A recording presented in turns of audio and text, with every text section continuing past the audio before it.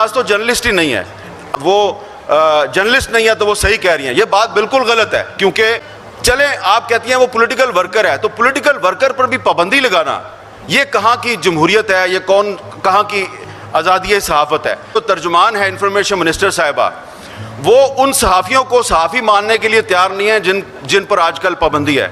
आप जब वो सहाफ़ी जिन पर आपकी हुकूमत के दौर में बगावत के मुकदमे दर्ज हुए और उन पर पाबंदी लगाई गई और साबिर शाकिर और अरशद शरीफ को पाकिस्तान छोड़ने पर मजबूर कर दिया गया, तो वो क्यों पाकिस्तान छोड़ने पे मजबूर हुए, इसका कोई जवाब क्यों नहीं देता। इन लास्ट 4 ईरान जो दावा करते हैं कि वो इमरान खान के दौर में मीडिया पर बड़ी पाबंदी थी, इमरान खान के दौर में पाकिस्तान जो है उसको बड़े मसाइल का सामना था, अब तो मीडिया आज़ाद हो गया है, तो बताएं में पाकिस्तान का मीडिया शहबाज शरीफ के दौर में भी गैर एलानिया सेंसरशिप का शिकार है और इस पर आप सबको आवाज़ बुलंद करनी चाहिए। ये आप जानते हैं क्या हुआ, इनके मुंह पे जोर का थप्पड़ पड़ा है। ये सारे जो वजीर है ना हमारे इस हुकूमत के, उन्होंने वो कहते हैं जी हमने दहशतगर्द मारा। आपने दहशतगर्द नहीं मारा, आपने आजम नज़ीर तारड़ और राना सनाउल्ला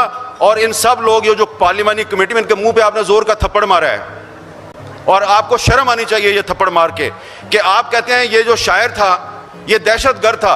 दहशतगर्द वो है जो पाकिस्तान का आइन तोड़ता है। चले मान लिया कि वो दहशतगर्द था, तो फिर आप में और दहशतगर्द में फर्क क्या है? दहशतगर्द भी पाकिस्तान का कानून तोड़ता है, आप भी पाकिस्तान का कानून तोड़ते हैं। ये बात हम पाकिस्तान के मीडिया पे नहीं कह सकते। अगर ये दहशतगर्द है तो फिर आप और मैं, हम सारे दहशतगर्द हैं। खिलाफ यहाँ पे एक करारदाद मंजूर होनी चाहिए और ना करे, सिर्फ नौकरी ना करे, हाथ बांध के खड़ी है और जी सर किए जा रही है और के शेर पे कि झूठे मुकद्दमात हैं, फर्जी शहादतें, हम फिर भी लिख रहे हैं जनू की हकायतें।